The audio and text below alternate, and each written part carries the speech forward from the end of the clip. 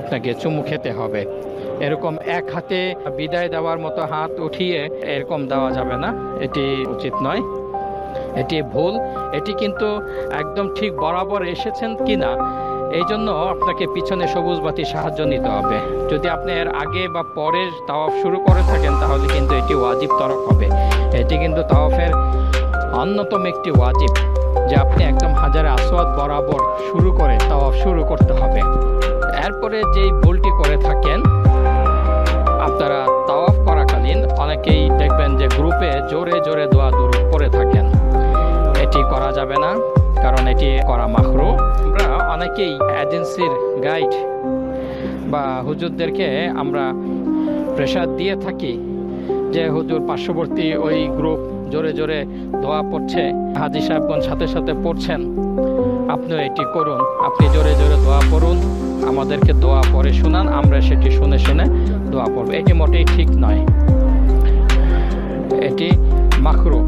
দোয়া পড়তে হবে আস্তে আস্তে, আপনি নিজেরটা নিজে শুনবেন, অন্য কাউকে ডিস্টার্ব করে বিরক্ত করে আপনি জোরে দোয়া দুরূদ পড়লে সেটি তাওয়াফের জন্য মাকরুহ হবে।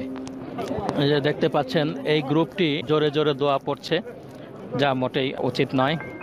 তারপরে তাওয়াফের প্রথম 3 চক্কর রমল করবেন, আর ইস্তেবা কিন্তু হবে 7 চক্করেই। অনেকেই প্রশ্ন করে থাকেন, ভাই তাওয়াফে কি আমরা নির্দিষ্ট দোয়া পড়ব না কি করব? যদি নির্দিষ্ট দোয়া দুরূদ জানা থাকে ভালো, তাহলে আপনি যে কোনো দোয়া মোনাজাত আপনি নিজের ভাষায় করতে থাকবেন, বলতে থাকবেন। অর্থাৎ আমরা নামাজ পড়ে যেরকম দোয়া পড়ি সেরকম দোয়া আপনি করবেন, অর্থাৎ নিজের ভাষায় আল্লাহর কাছে চাইতে থাকবেন তাওয়াফ চলাকালীন, যতক্ষণ তাওয়াফ। এবং একটি মাতাফ দোয়া কবুলের সময়, এবং এই তাওয়াফ একটি উত্তম আমল। যখনই আপনি অবসর পাবেন এই নফল তাওয়াফ করবেন, এবং এই তাওয়াফের সময় আপনি দোয়া দুরূদ বাংলা ভাষায়, নিজের ভাষায়, সেটা আরবি হোক, উর্দু হোক, ফার্সি হোক, ইংরেজি হোক, আপনি চাইতে থাকবেন।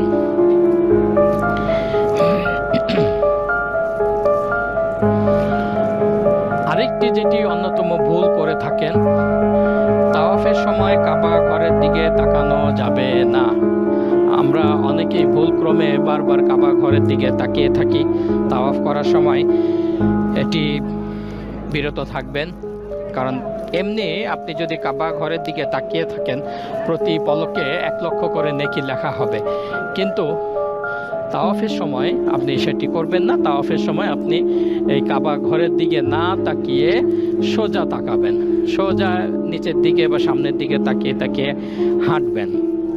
এটি খেয়াল রাখতে হবে, বিশেষ করে আমরা যারা নতুন আসি তারা এই হাজারে আসওয়াদ যদি সরাসরি চুম্বন দিতে পারেন দিবেন, যদি ধীরে সুস্থে দিয়ে দেওয়ার সুযোগ থাকে তাহলে দিবেন, নয়তো ধাক্কাধাক্কি করে দিবেন না।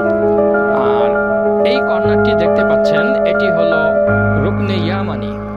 এই রুকনে ইয়ামানিতে অনেকেই আরেকটি ভুল করে থাকেন, এটি হলো দূর থেকে অনেকে ইশারা দিয়ে থাকেন রুকনে ইয়ামানিকে চুমু দেওয়ার জন্য। রুকনে ইয়ামানিতে যদি পারেন সরাসরি চুমু দেওয়ার সুযোগ থাকে তাহলে দিবেন, না হলে দূর থেকে এই রুকনে ইয়ামানিতে, রুকনে ইয়ামানি হচ্ছে হাজারে আসওয়াদের আগের কর্নারটি, এই যে এই কর্নারটি, এখানে আপনি হাতের ইশারায় কোনো চুমু দিবেন না, এটি ভুল। যদি পারেন সরাসরি গিয়ে চুমু দিতে, তবে এহরাম অবস্থায় যদি থাকেন তবে না যাওয়াটাই ভালো। এই যে দেখছেন অনেকেই হাত উঁচু করছে এই রুকনে ইয়ামানিকে উদ্দেশ্য করে, এটি অর্থহীন, এটি করা যাবে না। আপনি শুধু এখানে চুমু দিবেন হাজারে আসওয়াদকে। আর রুকনে ইয়ামানি, আমি আবারও বলি, রুকনে ইয়ামানিতে যদি সরাসরি যেতে পারেন তাহলে রুকনে ইয়ামানিতে চুমু দিবেন সরাসরি, আর নয়তো ইশারায় চুমু দিবেন না। রুকনে ইয়ামানি থেকে ওপরে এই যে ডান পাশে যে কর্নার হাজারে আসওয়াদ, এই হাজারে আসওয়াদ পর্যন্ত আপনি রব্বানা আতিনা ফিদ দুনিয়া হাসানাতাও ওয়া ফিল আখিরাতি হাসানাতাও ওয়া কিনা আযাবান নার ওয়া আদখিলনাল জান্নাতা মাআল আবরার ইয়া আজিজু ইয়া গফফারু ইয়া রাব্বাল আলামিন, এই দোয়াটি বারবার পড়তে থাকবেন। এবং লক্ষ্য রাখবেন আপনার হাতের ডানে যে সবুজ বাতি দেখতে পাচ্ছেন, সবুজ বাতির দিকে লক্ষ্য রাখবেন এই কারণে যে আপনি হাজারে আসওয়াদ বরাবর আসছেন কিনা এটি বোঝার জন্য। আপনি সবুজ বাতির দিকে লক্ষ্য রাখবেন।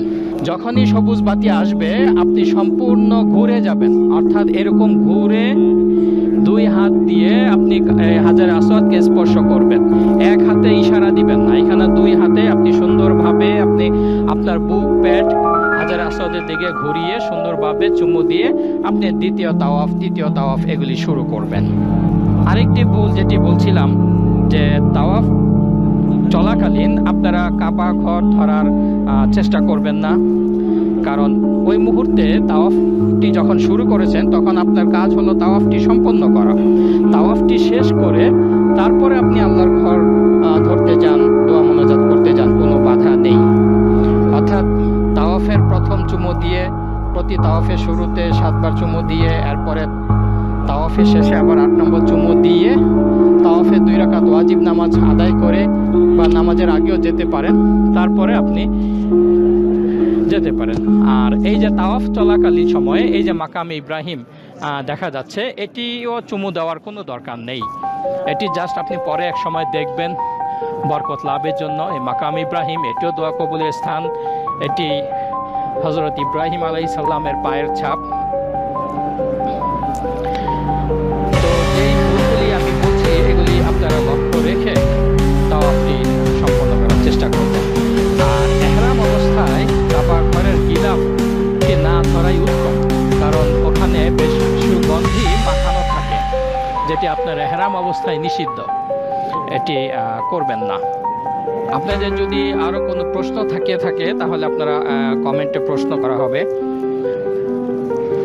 আর তাওয়াফের সময় আপনারা কোনো দুনিয়াবি কথা বলবেন না, মোবাইল কথা বলবেন না, তারপরে আশেপাশের উঁচু মিনার বা লাইট, ক্লক টাওয়ার এগুলির দিকে নজর দিবেন না। আরও বিভিন্ন প্রশ্ন আমি পেয়েছি যে কারো নামে তাওয়াফ করা যাবে কি না। হ্যাঁ, আপনি জীবিত মৃত যে কোনো ব্যক্তির নামে আপনি তাওয়াফ করতে পারবেন। আপনার বাবা মা ছেলে মেয়ে ভাই বোন যে কোনো নামেই আপনি নফল তাওয়াফ করতে পারবেন। নফল তাওয়াফ করার জন্য আপনাকে ইহরাম বাঁধতে হবে না। নফল তাওয়াফ করার জন্য আপনি আপনার পায়জামা পাঞ্জাবি বা প্যান্ট শার্ট পরেই আপনি নফল তাওয়াফটি করতে পারবেন। এর জন্য আয়েশা মসজিদ বা জোহরানা মসজিদে গিয়ে আপনাকে ওমরার নিয়ত করতে হবে না। এখানে ওমরা একটি বিষয়, নফল তাওয়াফ আরেকটি বিষয়। ওমরার জন্য আপনাকে আয়েশা মসজিদ বা জোহরানা মসজিদ বা তায়েফে অর্থাৎ হারাম এরিয়ার বাইরে গিয়ে আপনাকে নিয়ত করতে হবে ওমরার জন্য। আর ওমরাতে 4টি কাজ: ইহরাম বাঁধতে হবে, তাওয়াফ করতে হবে, সাই করতে হবে, তারপরে চুল কাটতে হবে। কিন্তু তাওয়াফে আপনি জাস্ট সোজা আপনি এই সবুজ বাতির সামনে এসে আপনি যে কোনো নামেই আপনি তাওয়াফের নিয়ত করে তাওয়াফ শুরু করতে পারেন। নফল তাওয়াফ এটি জাস্ট এই কাবা ঘরের সামনে এসে হাজারে আসওয়াদকে চুমু দিয়ে আপনি 7 চক্করে 7টি তাওয়াফ সম্পন্ন করবেন। এখানে হাজী সাহেবগণ আরেকটি ভুল করে থাকেন, যখন আপনি তাওয়াফ শেষ করবেন তখন কিন্তু আপনাকে 8 নম্বর চুমু দিতে হবে। অর্থাৎ তাওয়াফ শেষ করে বিদায় নেওয়ার আগ মুহূর্তে আপনাকে আরেকটি চুমু দিয়ে তারপর আপনি বিদায় নেবেন। 8 নম্বর চুমু দিয়ে আপনি মাকামে ইব্রাহিম বরাবর সামনে চলে যাবেন। মাকামে ইব্রাহিম বরাবর সামনে গিয়ে 2 রাকাত ওয়াজিব নামাজ আদায় করবেন। এটি অনেকে আমরা এই ভুলটা করি, এই ভুলটি করা যাবে না। অর্থাৎ এই নামাজটি কিন্তু ওয়াজিব। তাওয়াফের সময় তাওয়াফের পরে আপনি যেই 2 রাকাত নামাজ পড়বেন, এটি মাকামে ইব্রাহিমের সামনে গিয়ে যত পিছনেই হোক গিয়ে 2 রাকাত নামাজ আদায় করতে হবে। অনেকে এই ভুলটি করেন, অনেকে করেন 7 বার